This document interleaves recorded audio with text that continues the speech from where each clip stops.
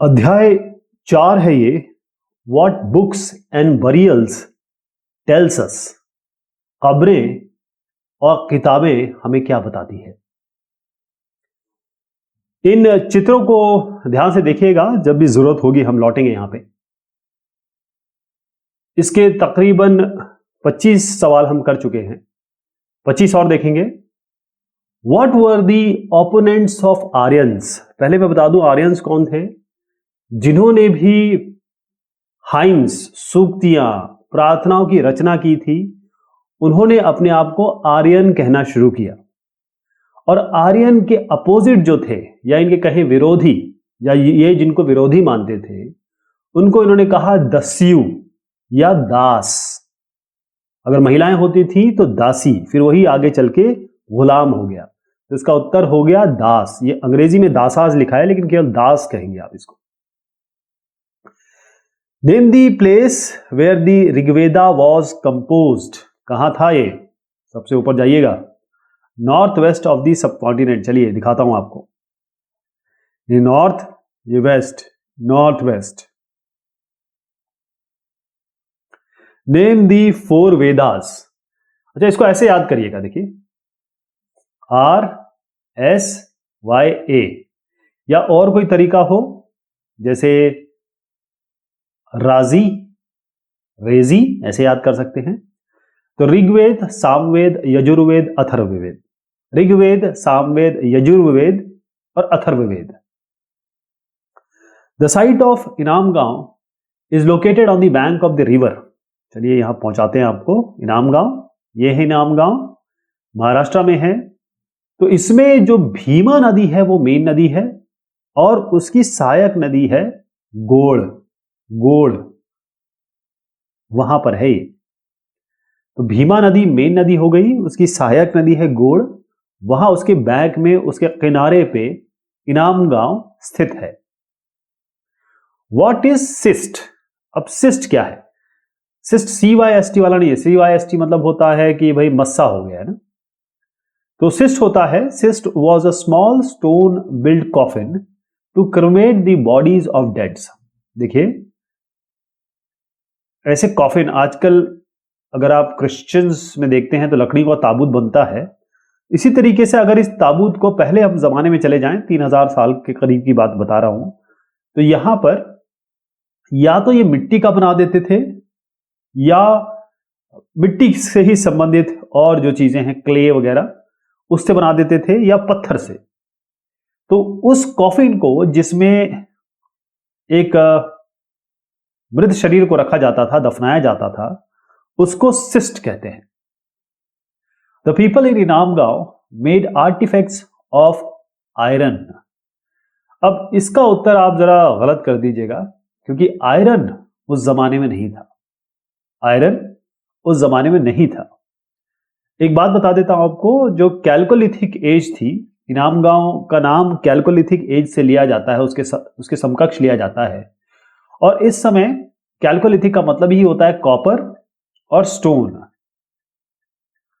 और कॉपर के साथ थोड़ा सा एक कहें कि लो ग्रेड ब्रॉन्ज। तो इसमें कहीं भी आयरन की बात नहीं आती, तो आप फॉल्स कर देंगे इसको। व्हाट हु वॉज चरक। अब चरक साहब एक बहुत बड़े वैद्य हुए हैं। वैद्य यानी कि डॉक्टर। तो ये राज वैद्य थे, मतलब राज परिवार के वैद्य थे, किंग्स फिजिशियन कह सकते हैं आप। इन्होंने एक बढ़िया किताब लिखी जिसको चरक संहिता कहा जाता है। उसमें बहुत बढ़िया चीजें दी हैं जो आज भी लोग उसे मानते हैं। आयुर्वेद के जनक कह सकते हैं आप। और चरक साहब ने बताया कि 360 जितने करीबन हमारे दिन होते हैं साल में, उतने करीबन इन्होंने बताया कि इतने हमारे हड्डियां होती हैं। फिर उसके बाद मेडिकल साइंस जो आज है वो कहता है 200 से 206 हड्डियां होती हैं। व्हाट वॉज सोम। तो अब कहा जाता है सोम रस, एक ऐसा पेय पदार्थ जिसको पी के आनंद आता है। तो सोम एक पौधा है जिससे पेय पदार्थ, ड्रिंक बनाई जाती है। और ये जो ड्रिंक है, कोई स्पेशल ओकेजन है, शादी ब्याह, इन सब चीजों में इस पेय पदार्थ का उपयोग किया जाता है, इसका सेवन किया जाता है। था, अब तो नहीं है, अब तो बहुत बड़ी बड़ी चीजें आ गई हैं। Aryans lived in tribal groups headed by a. तो आर्यन वहां रहते थे जहां ट्राइबल ग्रुप को कौन इनका लीडर था, जो हेडेड बाय मतलब होता है कौन इनका नेता था, तो राजन थे।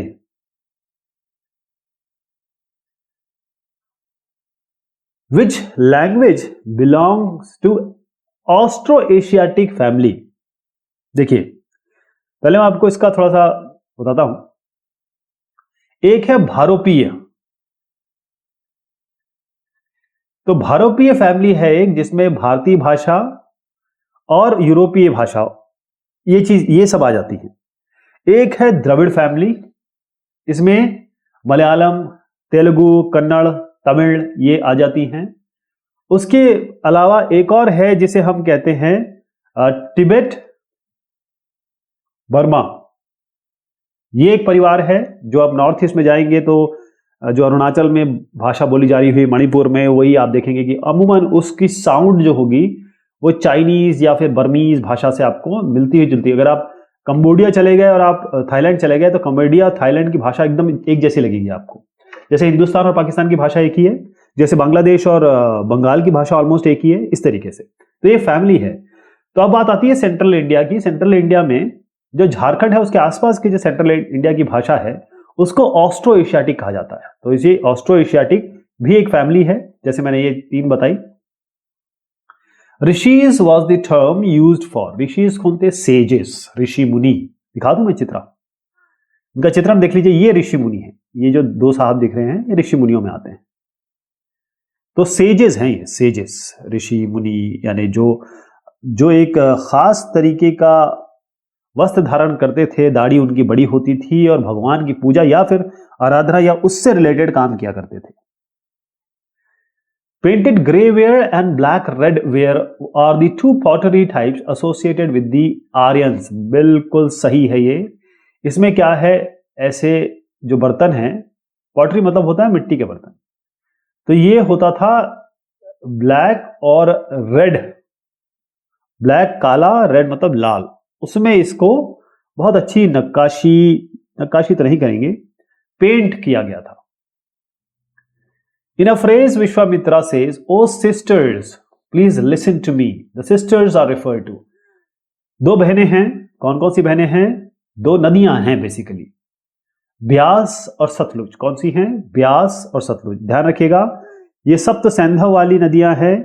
इंडस रिवर जो सिंधु नदी है उसमें जाके बहुत सारी नदियां मिलती हैं, सहायक नदियां हैं उनकी। वैसे वो एक्चुअल में तो खुद ही नदी है। अगर झेलम को आप देखेंगे, कश्मीर की तरफ अगर आप गए तो झेलम आपको एक मेन नदी ही दिखाई देगी। आगे जाके वो समा जाती है इंडस रिवर में, Sindhu. Port holes were provided in, मैं दिखा दूं आपको। ये जो देख रहे हैं ना आप, ये है पोर्ट होल। यहां है जाने आने की व्यवस्था। यहां पर जो मृत शरीर है उसको दफनाया जाता था। ये बोल्डर इसलिए लगाए जाते थे कि भाई पता लग जाए कि कौन कहां कैसे यहां पर है और फिर दोबारा आया जा सके। ये है पोर्ट होल, आने जाने की व्यवस्था। तो ये कब हुआ प्रोवाइडेड है? ये मेगालिथ। अब देखिएगा आप, ये बड़े बड़े जो पत्थर दिख रहे हैं आपको, मेगा, इसीलिए इनको मेगा कहा जाता है, बड़े बड़े पत्थर। ये भी देखिए, ये मैं आपको ब्रह्मगिरी का चित्रण दिखा रहा हूं। ब्रह्मगिरी में जो हमें कब्रें मिली हैं उनके बारे में है। मेगा मतलब बड़ा, लिथ मतलब पत्थर। Who was the god of fire in Rigvedic time? तो गॉड ऑफ फायर अग्नि, गॉड अग्नि, भगवान अग्नि। द रिवर घोड़ flow through the state of Maharashtra. बिल्कुल सही है। क्यों? क्योंकि जैसे हम इनाम गांव की बात करते हैं तो इनाम गांव कहां है? जो भीमा नदी है उसकी एक सहायक नदी है घोड़, उसके बैंक पे, उसके किनारे पर इनाम गांव शहर स्थित है। Name the Veda that was recited and heard, Rigveda.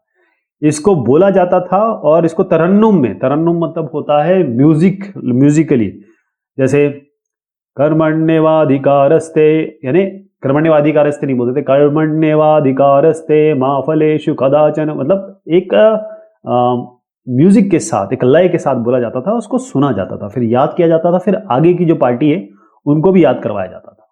अरे ऐसे ही आगे बढ़ा। ध्यान रखिएगा, ऋग्वेद केवल 200 साल पहले ही इसकी प्रिंटिंग, लिखाई और बाइंडिंग हुई है। इससे पहले ये या तो लोगों के जबान पे था, दिमाग में था, या फिर कुछ पांडुलिपियां मिली हैं उनमें दर्ज था। Who was the privileged class in the वैदिक पीरियड? कौन यहां पर प्रिविलेज क्लास थे? यानी जैसे आजकल अमीर लोग होते हैं, वैसी कौन थे? तो दो तरीके के लोग थे, एक तो राजा तो थे, लेकिन उससे ऊपर थे पुरोहित। पुरोहित यानी जो पूजा अर्चना करते थे, पुजारी या ब्राह्मण क्लास को आते थे, उस वर्ण व्यवस्था में सबसे टॉप पे जो आते थे। The priest were also called as, पुजारियों को और क्या कहा जाता था? ब्राह्मण। ब्राह्मण ही पुजारी का काम करते थे।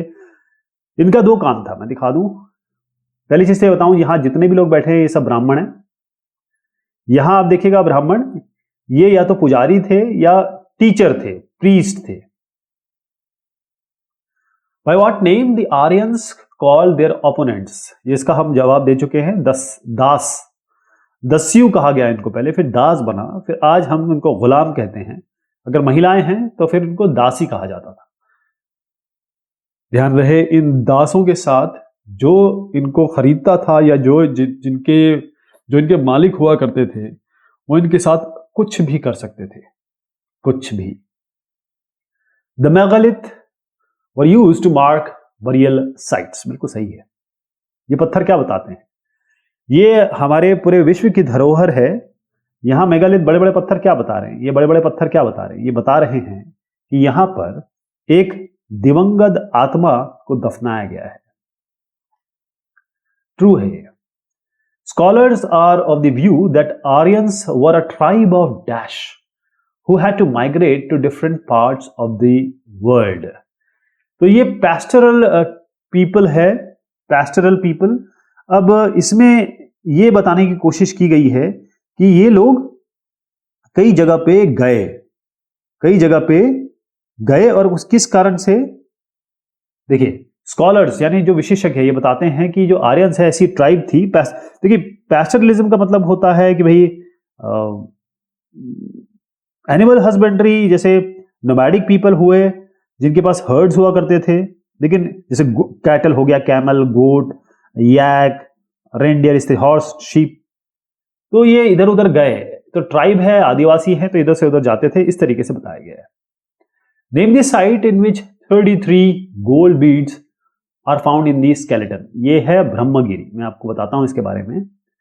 लेकिन ये इलाका है ब्रह्मगिरी, देखिएगा ये कर्नाटक है, और ब्रह्मगिरी कर्नाटक में ही है। इसका नाम बार बार आपके जहन में आना चाहिए क्योंकि ये बहुत पूछा जाता है। तो ब्रह्मगिरी एक माउंटेन रेंज है, उतनी बड़ी नहीं है। वेस्टर्न घाट जो है, इस इलाके को हम वेस्टर्न घाट कहते हैं, जो ना वेस्टर्न घाट चाहिए। साउथ इंडिया में है, आप देख ही रहे हैं, कर्नाटका। और ये जो कोडागु जिला है, डिस्ट्रिक्ट, और वायनाड डिस्ट्रिक्ट केरला, उसके बॉर्डर पे है। ब्रह्मगिरी हिल 1608 इसकी हाइट है। बहुत अच्छा टूरिस्ट अट्रैक्शन है, लोग जाते हैं देखने के लिए। तो ब्रह्मगिरी, यहां पर एक ऐसी साइट मिली जहां पर एक आदमी को दफनाया गया, और उस आदमी को जो दफनाया गया उसके पास 33 सोने के मनके मिले, शंख मिले, कुछ पीतल का सामान भी मिला। यानी कि ये अमीर आदमी था। ये सामाजिक जो विभिन्नताएं हैं, असमानता हैं, उसका भी बहुत बड़ा उदाहरण है, क्योंकि उसी के पास ऐसे भी लोग दफनाए गए या हमें मिले जिनके पास छोटे मोटे कुछ बर्तन थे। Name the place where writings on oracle bones were found. ये है ऑरेकल बोन। इसमें क्या होता था कि जैसे राजा, इस भविष्यवाणी होती थी। तो राजा कहता था कि भाई मैं जीतूंगा कि नहीं जीतूंगा, ये सबसे सुंदर महिला मेरी पत्नी बनेगी कि नहीं बनेगी, ऐसे करके कुछ सवाल लिखवा देता था।